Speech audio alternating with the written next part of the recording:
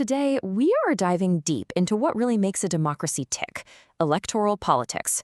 We're going to look at how a single powerful promise can completely flip a government on its head, and we'll ask a really fundamental question: what actually makes an election fair? Let's get right into it. So, I want you to just picture this scene for a second. It's 1987 in Haryana, India. It's late. The air is buzzing with anticipation. You have a crowd that's been waiting for hours and hours, not just for a politician, but for change.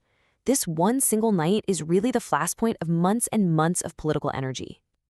And yeah, that one night sets the stage for a pretty dramatic political upset: the 1987 Haryana Assembly election. This one story tells us so much about the power of a single vote. And, of course, a single promise.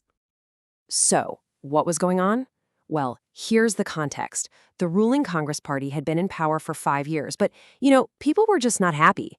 This widespread discontent created a massive opening for the opposition. And that's when Chaudhry Devi Lal, an opposition leader who is heading up this movement called the Struggle for Justice, steps onto the scene.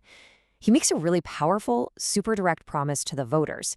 If you elect me, my government's very first act will be to waive every single outstanding loan for farmers and for small business owners. And the results? Wow.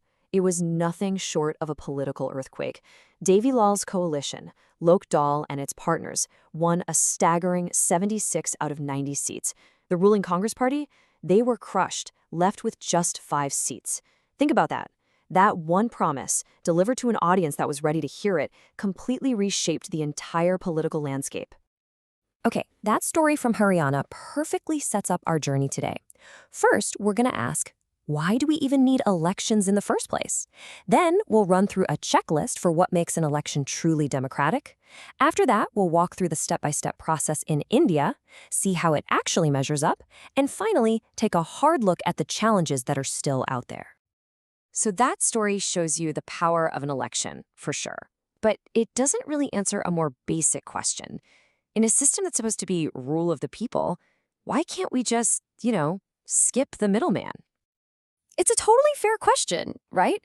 If this is supposed to be a government by the people, then why don't we the people just rule directly without electing all these representatives? Well, the simple answer is practicality. Think about it. In any community of a decent size, it's just not physically possible for everyone to get together every single day and make decisions on every single issue. Most of us don't have the time, let alone the specialized knowledge for all of that. So elections are the mechanism we've come up with to solve this problem. It's how we choose our representatives, and just as important, it's how we change them if they're not doing a good job. I absolutely love this analogy from our source material. It paints elections as a recurring test for our leaders, and the examiners, well, that's us, the voters. We're the ones who decide who passes and gets to govern and who fails and has to go back to the drawing board. But look, not all elections are created equal. Just holding a vote doesn't automatically make a country a democracy. So how can we tell the difference between a real election and a sham one? Well, there's a set of minimum conditions we can use, kind of like a checklist. Think of it like a 5-point test. First, everyone should be able to vote, and each vote should have the same value. Second, voters need a real choice between different parties and candidates. Third, elections have to happen at regular intervals, not just whenever the rulers feel like it. Fourth, the person people actually vote for should be the one who wins. And finally, the big one that holds it all together. The whole process has to be conducted in a free and fair way, so people can vote without any fear or pressure. Okay, so with that checklist in mind, let's see how this stuff actually works in the real world. We're going to walk through the nuts and bolts of how you run an election in the world's largest democracy, India.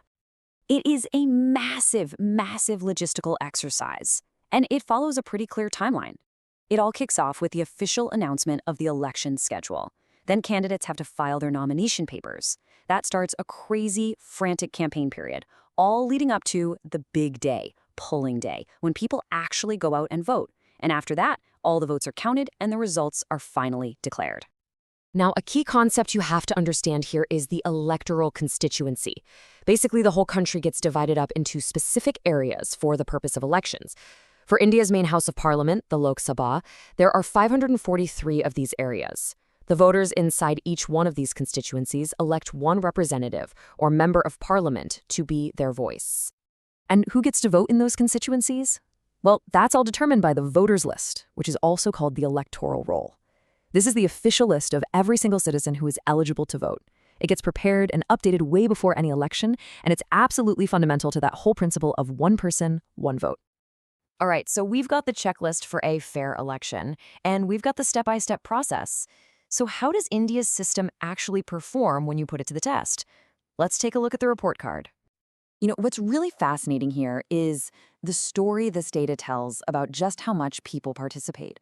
While voter turnout in a lot of older, established Western democracies like the UK has actually been going down, in India, it's either been stable or, in some cases, it's even gone up. People are actively and enthusiastically taking part. And this is amazing. It shows that the participation isn't just high, it's also incredibly inclusive.